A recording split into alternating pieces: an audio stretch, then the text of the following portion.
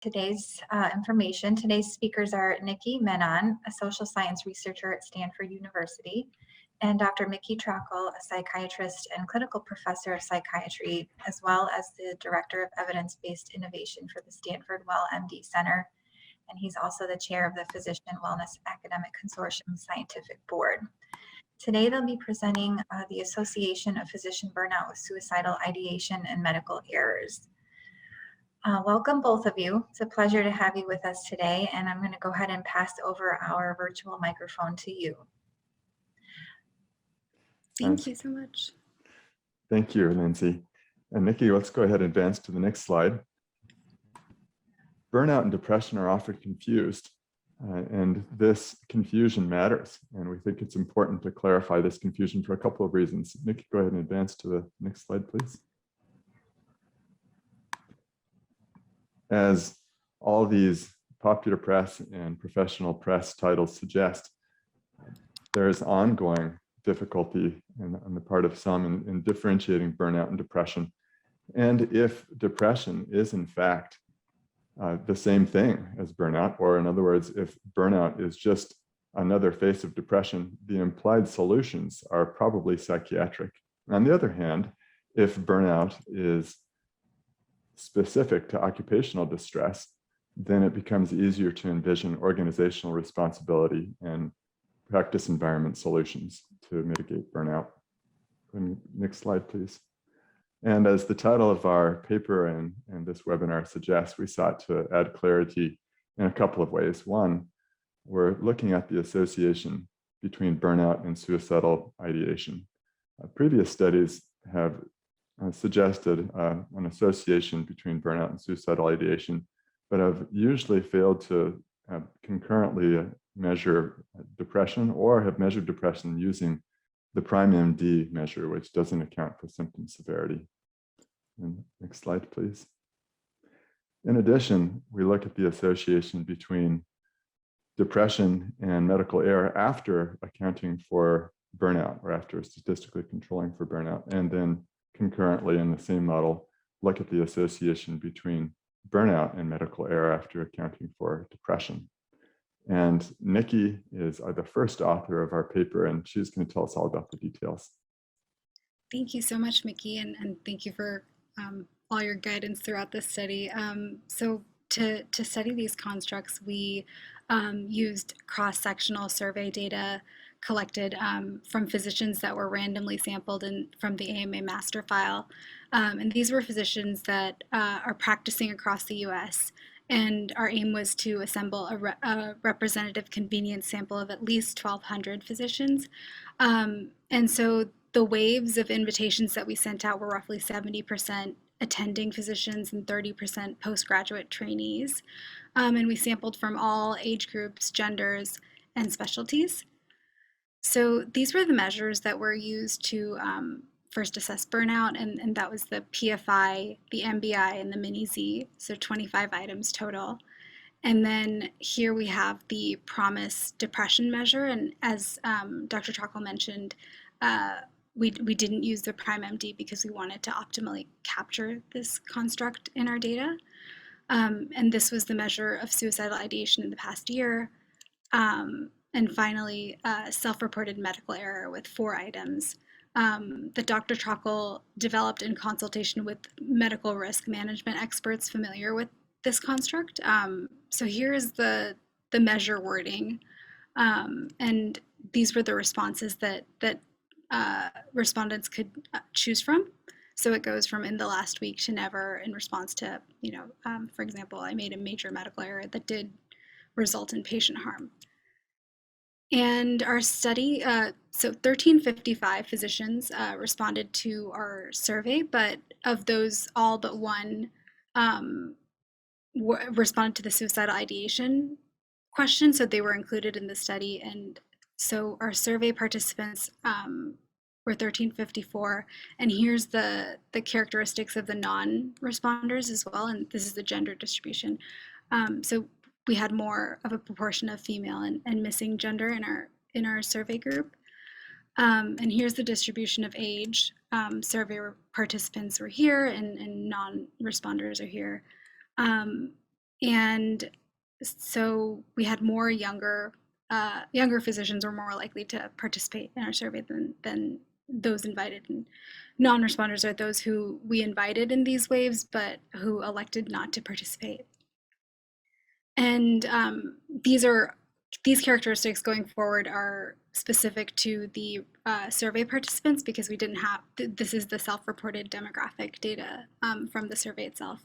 So here's the race and ethnicity, and 66% were white and 93.6% were Caucasian, or sorry, were non-Hispanic. And here we have the training status. So close to the 70-30 ratio, we ended up with 69% attending and 31% postgraduate trainees. Here is the practice type. And so we had most of them from non-government hospitals, but we also had group practice, government hospitals, and small private practice. And here they are by specialty. So most of them are non-primary care physicians, 67.4%. And so first we started by exploring whether burnout and depression are actually different constructs. Do they have divergent validity, or is there overlap between the measures? And we used principal components analyses, or PCAs, to explore this overlap. We did two separate ones. So the emotional exhaustion dimension of burnout and the depersonalization dimension of burnout. And both of them also included all the depression items to see if there were factor loadings that indicated divergence between those measures. And so we defined divergent validity as loading at least 0.3 on one, but not both components. So for instance, 0.3 on burnout, but not depression would indicate that there's divergent validity in an item that loads highly on burnout.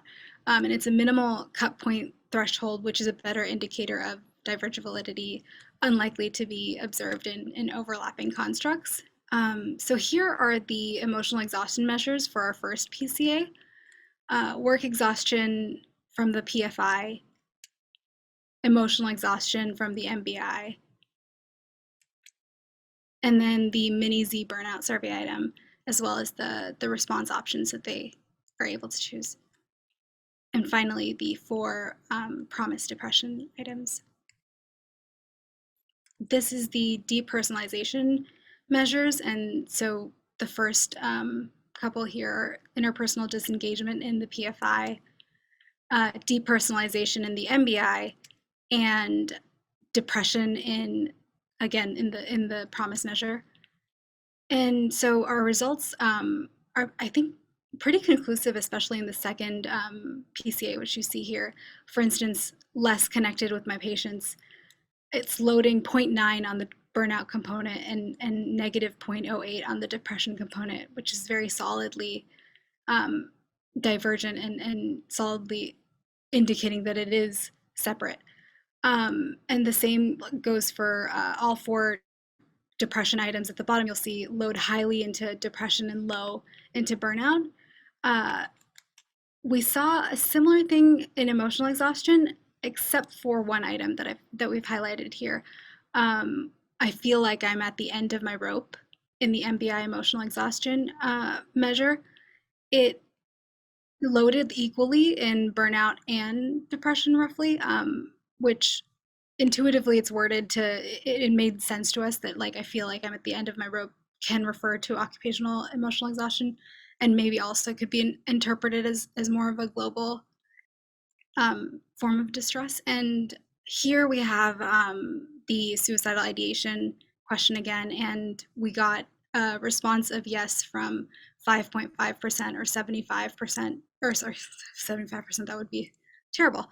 5.5% responded yes, which is also terrible. And they were directed, or they were provided the National Suicide Prevention Lifeline resource, like the phone number, and encouraged to speak with their physician or call this resource in the same survey, because we didn't follow up with them after the fact or anything like that. And this is the prevalence of those 75 by gender, by age distribution, by race and ethnicity,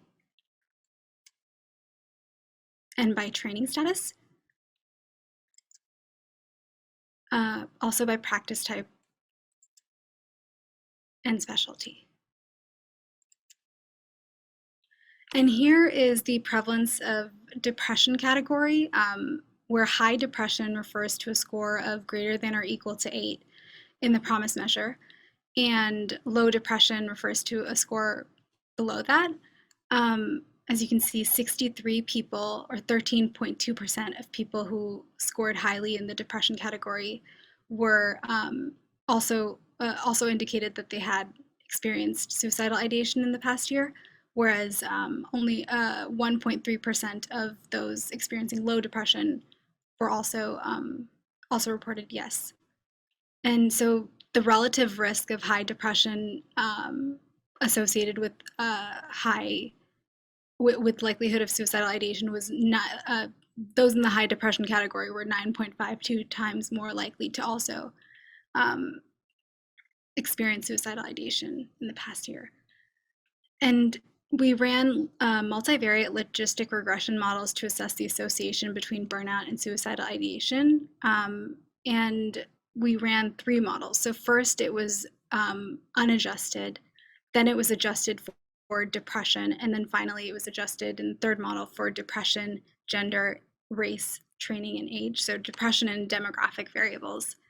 And as you can see, in the first unadjusted model, there's an association with 85% increased odds of suicidal ideation, but this relationship disappears in the second and third models, and increased burnout is no longer associated with increased risk of suicidal ideation. In fact, there's no evidence at all for any burnout suicidal ideation relationship at all in the adjusted model. But in the same model, one increase in standard deviation unit of depression score was associated with an 202% increased risk of suicidal ideation, which suggested to us that burnout, and so the relationships seen between burnout and suicidal ideation might be due to the relationship between burnout and depression. And this pattern of results was seen in the work exhaustion measure and also the interpersonal disengagement measure. All of the measures also showed this sort of pattern of results, where the unadjusted model is going to show an association between burnout and odds of suicidal ideation, but as soon as we adjust for depression, that disappears. So we took the same approach with self-reported medical error, and I've listed the items here again. And we had high versus low score of to create a dichotomous variable to do these analyses, and high was the upper half, scoring in the upper half of all respondents, and it was a score of 4, which corresponds to a response of within my lifetime across all 4 items, or a more recent error in at least one category. So 750 respondents scored greater than or equal to 4, and these were their distributions.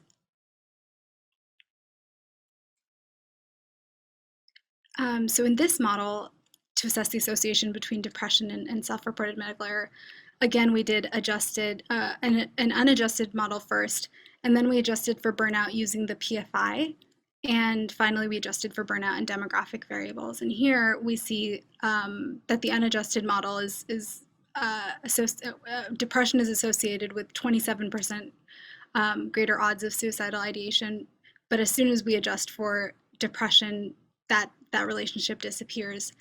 And again, depression isn't associated with increased risk of errors in the adjusted model. And in both of those same models, an increased 1 standard deviation unit increase in burnout score was associated with 44% and 48% increased odds of, Niki, error. just one quick correction on that. I think what you were meant to say is that in looking at the association of depression, you adjusted for burnout.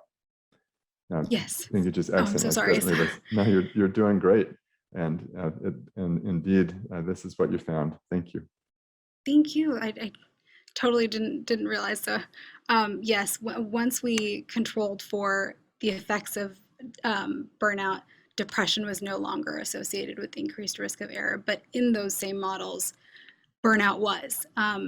When accounting for both, burnout was still linked with increased risk of errors by 44% and 48%, which both of those models, for both for suicidal ideation and for medical error, what we found was, depression but not burnout is directly associated with greater suicidal ideation, whereas burnout but not depression is directly associated with an increased risk of self-reported medical errors in physicians. And these relationships are illustrated in our figure here. The gray dotted lines represent relationships that were observed, but they aren't direct. And when you control for both burnout and depression, they disappear. And future research, particularly in the causality of these relationships, because this was a cross-sectional survey, is warranted.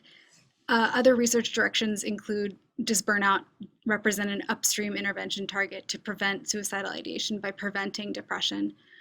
Would also be a great way to further examine these relationships.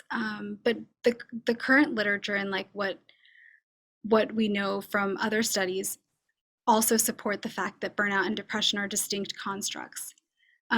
It's also supported by the World Health Organization definition of burnout as an occupational distress syndrome, not a clinical psychiatric diagnosis indicating distress in multiple life domains, whereas depression is associated with serious medical morbidity, and the association of burnout with suicidal ideation is either the result of confounding effects with concurrent depression, or it's indirect and proportional to the degree that burnout causes depression.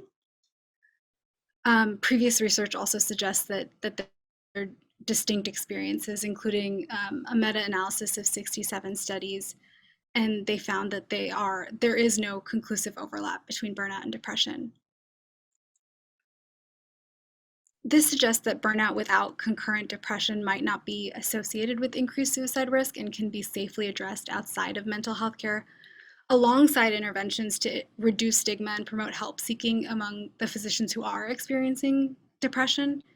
And the lack of association between depression and self-reported error is also suggests that reducing the stigma might come in the form of not asking physicians whether or not they've experienced, like medical boards might consider not asking physicians whether they've experienced mental illness because it doesn't have an effect on patient care, and they should instead focus on reducing the things that contribute to burnout. And so for physicians experiencing depression, they should be encouraged to get the medical care that they need.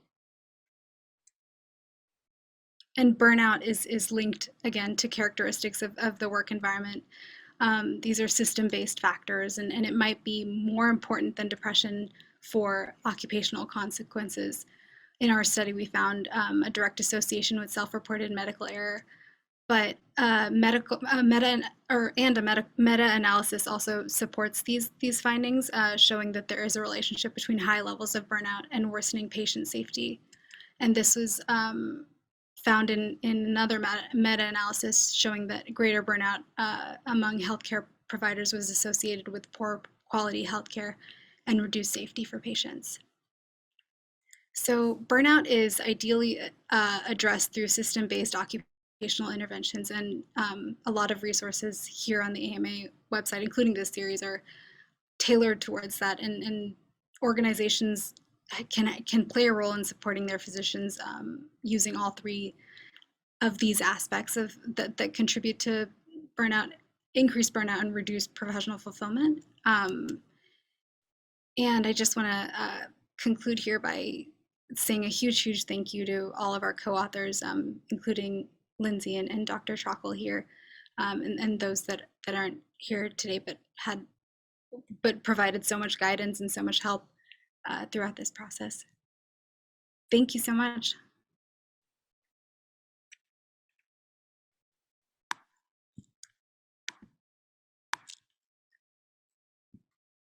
Lindsay, I think you're muted. Thank you for letting me know. Well, as I was saying, after these next few slides, we'll get to the question and answer, but just wanted to point out a few things before we go into that. For additional resources to support your physicians and staff during this time, visit the American Medical Association website. There's a very robust set of resources out there available to physicians and practices, including the ones indicated here on this slide. If you can go to the next slide, please. I think, yeah, here we have some upcoming programming that will hope you'll be able to join us for. The next one is scheduled for May 19th at 11 a.m. Central Time, which will feature Kira Cappellucci from the American Medical Association, who will present findings from a national study on healthcare well-being and burnout during COVID-19. The next slide, just a mention of the general questions, the email address I mentioned before. If you have any questions that we don't get to today or anything you think of after the presentation, feel free to email us here and we'll get your questions answered as best we can.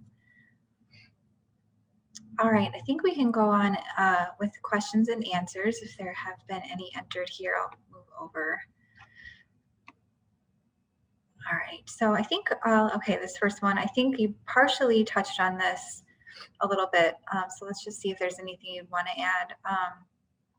Are there certain things physician wellness programs and physician employers can do to ensure physicians are equipped to differentiate between burnout and depression so they can take steps to address their concerns appropriately? Yep, absolutely. So I take that, Nikki. Yeah, that would be great. Thank you so much. Probably the most direct way is to provide self-assessment instruments. Many organizations are beginning to offer their clinicians, physicians, and other clinicians assessment of occupational well-being, so burnout. It's also worthwhile for any adult population to offer screening for depression. And so by directly measuring both, we can help people differentiate the two and provide resources and referrals to those who need help with mental health concerns, certainly, and then address burnout with primarily occupational interventions, organization level strategies. That kind of leads into another question that was asked. Can you provide some examples of interventions that can address burnout and depression? Certainly, yeah. Nikki, do you want to go first on this one?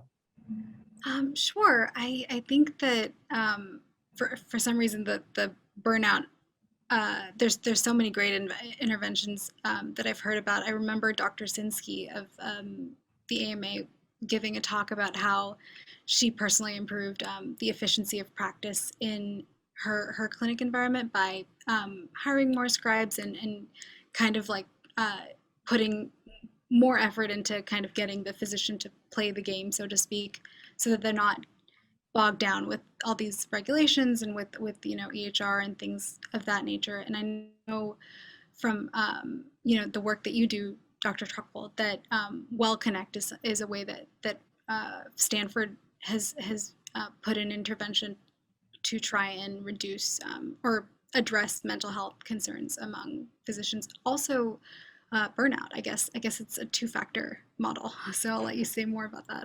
Sure, certainly. What that is offering both coaching and psychotherapy. Although burnout is certainly something that is best addressed primarily through organization level interventions, individuals do benefit from thinking about the things that they can do to improve their own circumstances as well. And coaching has been demonstrated to be helpful in dealing with burnout. And so our WellConnect service offers coaching to deal with burnout and psychotherapy and other psychiatric interventions to help with mental health concerns. And Nikki, I like where you were going with citing Chris Sinsky's work in improving practice efficiency as a way to mitigate burnout. Reminded me of several interventions we've seen across the country.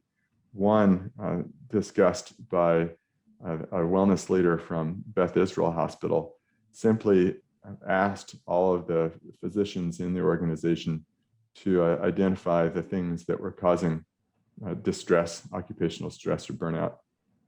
and then compiled a list, and if I remember the details correctly, then went to senior leaders and found out which of all the things that individual faculty members were identifying as causes of burnout could be readily addressed. And then they were able to survey all of the individuals in the organization willing to respond to the survey to get their rank order of importance, or how important each of these items are the things we could actually fix with some effort list. And then with those rankings, then they were able to simply go down in order and address as many of the items on the list of things that they could do something about as they had time and resources to accomplish in a reasonable amount of time.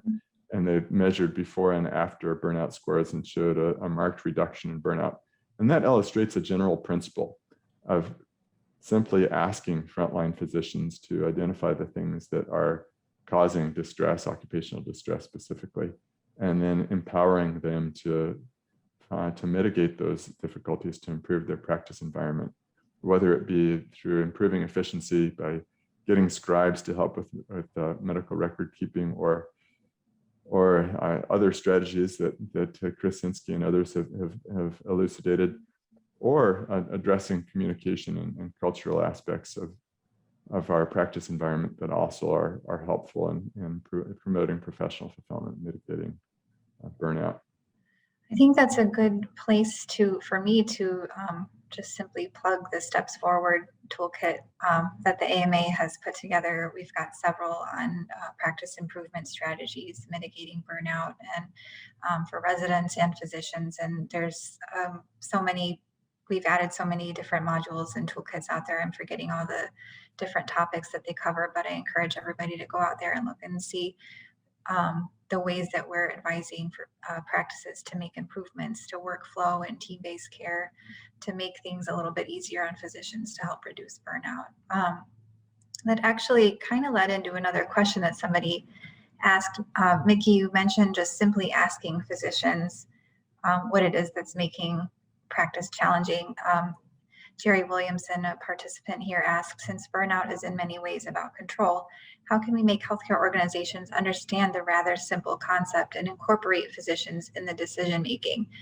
Is it as simple as just asking them? Or is there anything else that organizations can do to better involve physicians in these decisions? Yeah, there's a couple of things I think implied there. The simple answer is, of course, no. Simply asking is a good starting point, but certainly not enough all by itself. I think the best way to think about these things is in the framework of organizations as a conversation. And there's an article by that title that's really good that helps with thinking about these dynamics. But if we see physicians and administrative leaders as involved in a collaborative organizational development effort where there's good communication and they're elucidating problems, but also then thinking together about how to empower those who are affected by decisions of the organizations to have voice, but also then to be part of the solution.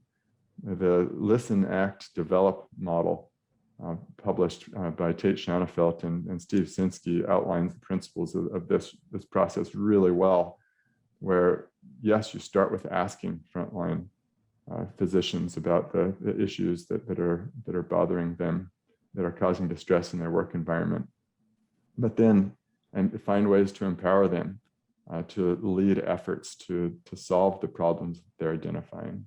And so yes, that is rendering control, giving control and empowering, giving control to those who are most affected, empowering them and training them to be leaders in developing improvement in their work environments. And that process works. It's not overnight, it's not immediate, but that ongoing effort will render results. Thank you. Another person asked, does research support the idea of a spectrum of distress that ranges from stress to burnout, moral distress, and then on to clinical syndromes? In other words, how can we position burnout and moral distress vis-a-vis other mental health issues? Yeah, it's a good question. And I don't know that we have the answers connecting all of those, particularly as moral distress is different from the variables that we are assessing in this study, certainly important and also associated with burnout, likely to be associated with depression to some degree as well. One thing we do know from this study and from others is that if we're looking at cut points or screening parameters for burnout and depression, those who are depressed are also very likely to be showing symptoms of burnout. It's rare that somebody is depressed but not burnout. It happens, but it's more rare. Whereas the reverse is not true. It's quite common to be experiencing symptoms of burnout, but not generalized depressive symptoms at a screening parameter level. And so that implies that, that if there is a causal relationship between burnout and depression, then it is likely that burnout can be an upstream target where we may be able to prevent some instances of depression by mitigating burnout. That is conceivable. There's not good research proving that concept yet, but the longitudinal information we have and cross-sectional data parameters and patterns that we're observing suggest that's feasible. It's possible, and it'll be interesting to see what we can do over the years to demonstrate that possibility. Something Niki touched on during her presentation was the effects of having to report mental health conditions on licensure applications and reapplications, and being asked about mental health conditions that currently or have previously affected your clinical care. So there's a question here about that. This person asks, screening for depression, suicidality, or even simply seeking mental health support for well-being may have different ramifications depending on which state physicians practice in. How do you recommend physicians seek help without worrying about repercussions on their credentialing license or even their health and disability insurance? And so this is a topic that the AMA is highly concerned about, and we've got other research on this, a lot of advocacy work on this state licensure application issue. So I'm interested to hear what you think about that too. Yeah, and Lindsay, don't hold back in sharing your thoughts about the good work that you and your team are doing at the AMA, because it's had an effect. You and the AMA and the American Psychiatric Association and many others have been encouraging state medical boards to improve their stance on this issue, and most states have. So your advocacy efforts haven't been unanswered. It's actually moving the needle, as you know. And most states, not all, but most states now word their questions such that they're asking about current impairment, not past psychiatric diagnoses in a way that would make it hard to get, or more difficult to get a license.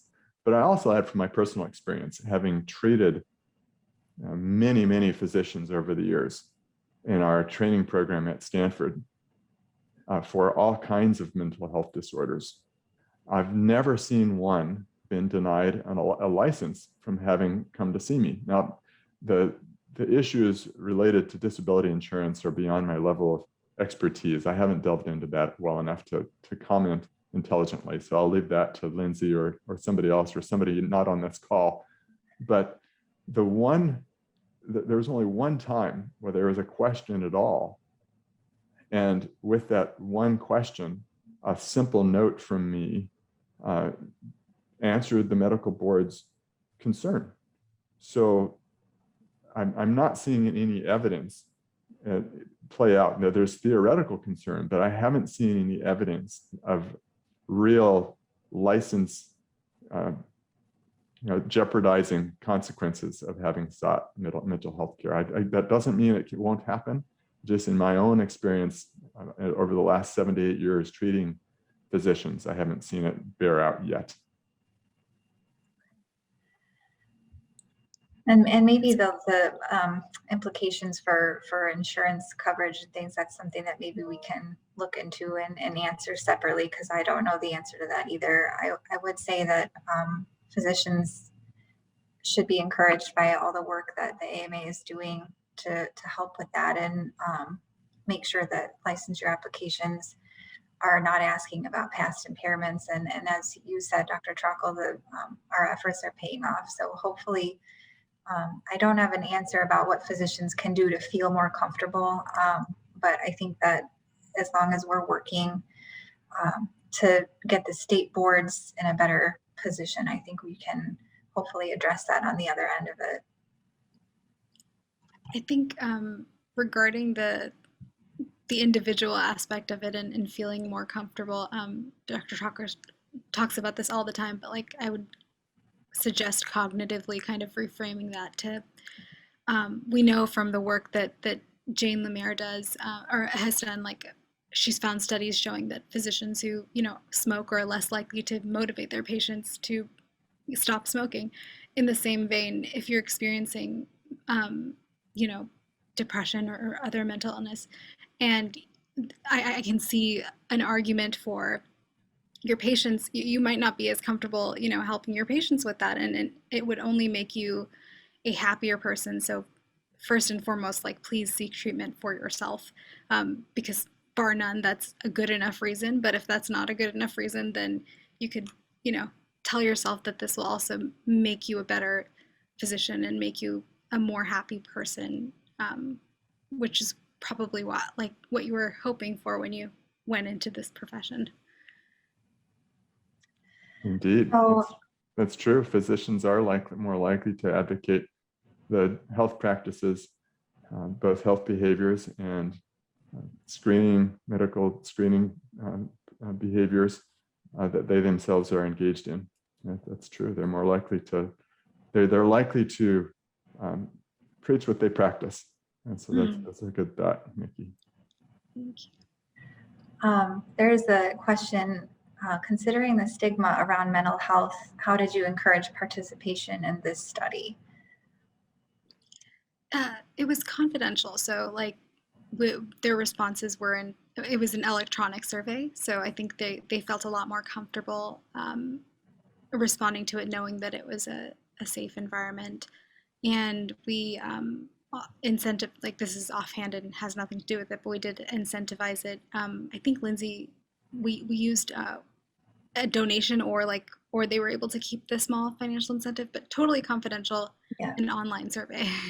Yeah, for this study, we gave them a choice of incentive. There was a gift card, an Amazon gift card, or the choice to donate the same monetary amount to a charity, the American Red Cross. And so it was kind of a little test in itself to see how many physicians chose to get the gift card versus the charitable donation. So, but Niki's right, it was anonymous, confidential, and the questions that were asked in the survey were also part of a larger survey that was primarily focused on things other than these specific questions. So it was not specifically about, the whole survey wasn't about these specific questions. So I think there was a little bit of, there was a broader set that they were answering.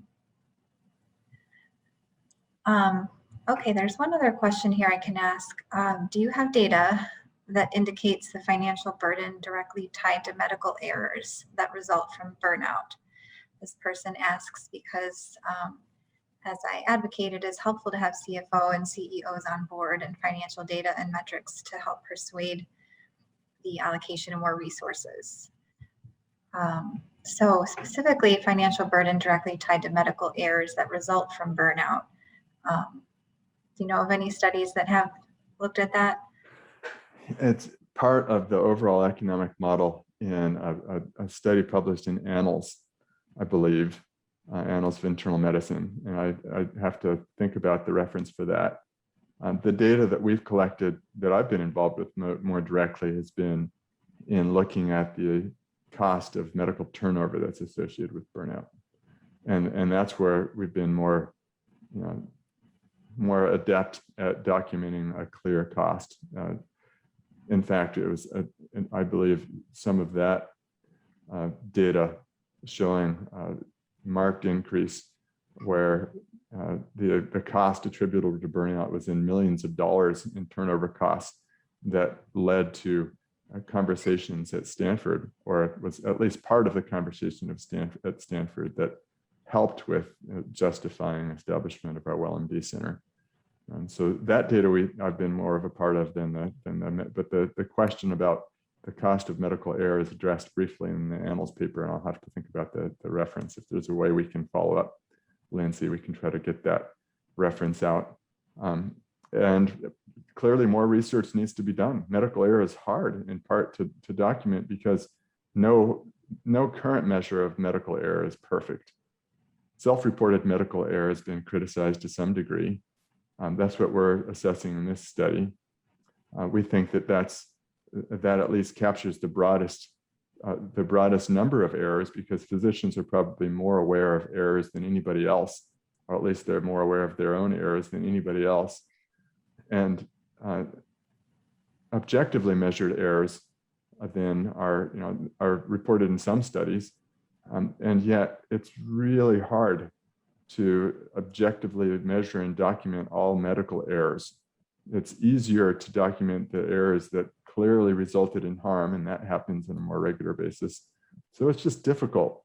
And the errors that cause an increased hospital stay, an increased length of time, or a return visit or a repeat hospitalization, it's really hard to do the research to document the cause and effects such that we can track specific errors to their increased costs. It's just tough, but worthy pursuit, and hopefully further future research that we'll be able to do a better job. I think that the most exciting research studies in the future will be those that demonstrate a reduced overall cost of healthcare by improving clinician wellness in healthcare organizations. Those will have to be very large, sweeping studies, but those will be the most exciting.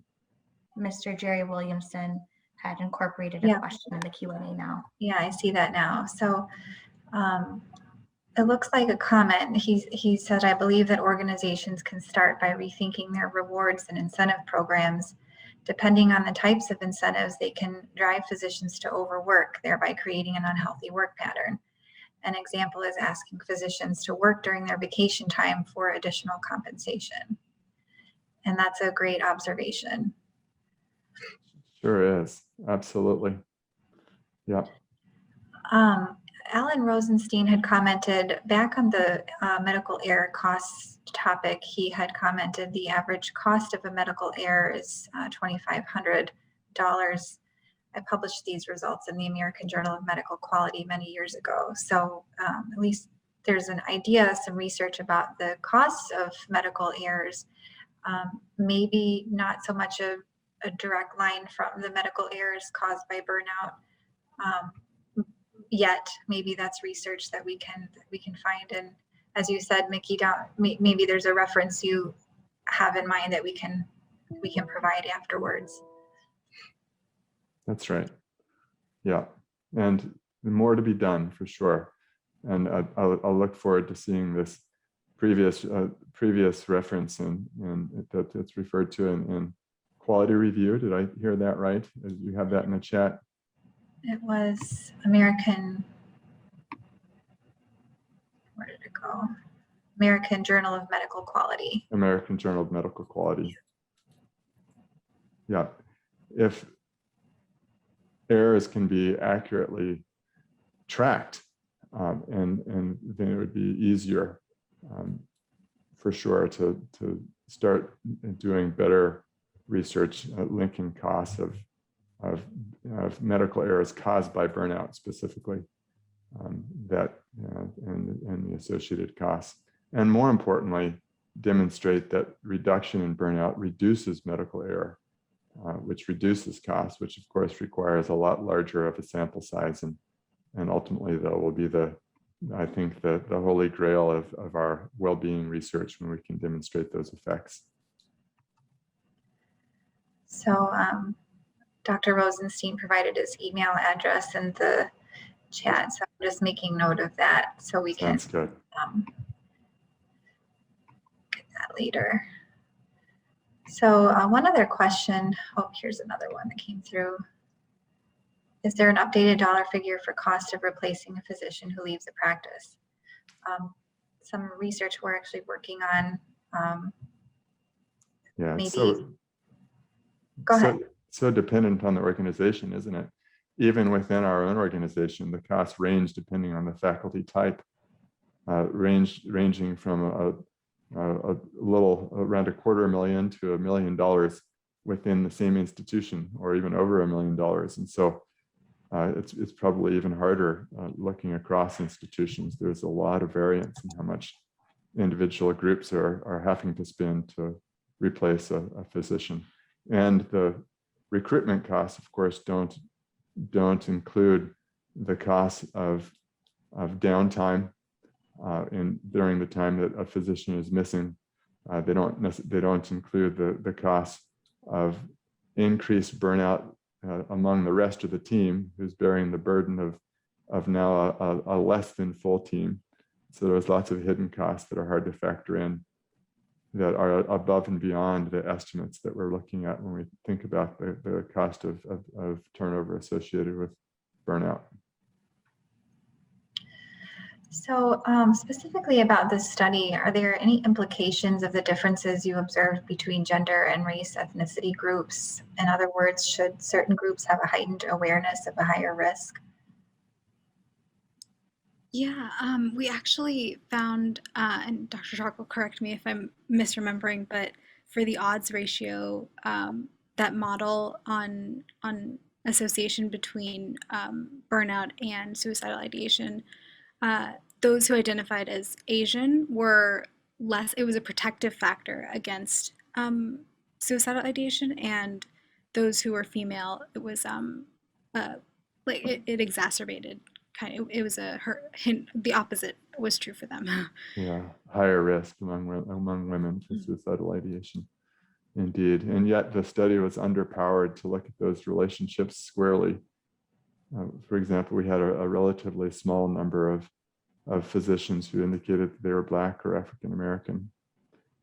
And we saw some somewhat interesting differences across racial and ethnic groups for burnout specifically as well, in Hispanic versus not Hispanic, but those are just interesting at this point, not conclusive in any way, since the study wasn't at all powered well enough to assess those differences adequately.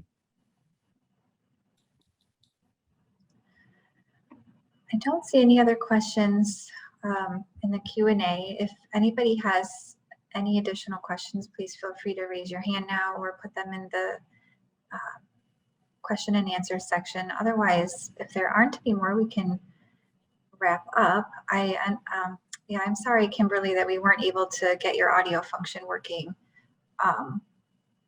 And we can get in touch afterwards if you don't have a way to submit your question before we're done here today. Let's see, let me just check here. Jerry Williamson, final thought, we must also focus on the number of medical students who drop out of school due to burnout. That's a good point. That is a good point. And go ahead. I was just thinking about, especially of interest to me in thinking about Niki's good work, as she soon will be a medical student.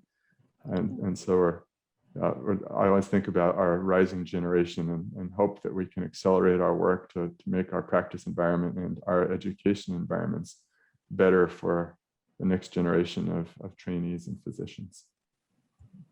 Thank you so much. And I think the research that I think Chantal Brazeau published showing that upon matriculation, medical students are doing better in terms of mental health indices, and the fact that this reverses by year 2 kind of shows that the system is designed to get the results. Well, every system, as they say, is designed to get the results that it gets, and so this is something that can change, and because of physicians like you, Dr. Trockel, and the work that you're doing, Lindsay, I'm confident that it'll change soon.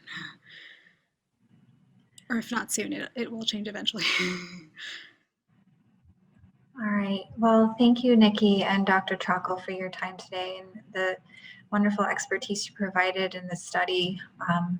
and the work that you're both doing on this. We really appreciate hearing from you. Thanks everyone for attending, and we hope to see you in one of our upcoming webinars. And again, please let us know if you have any other questions.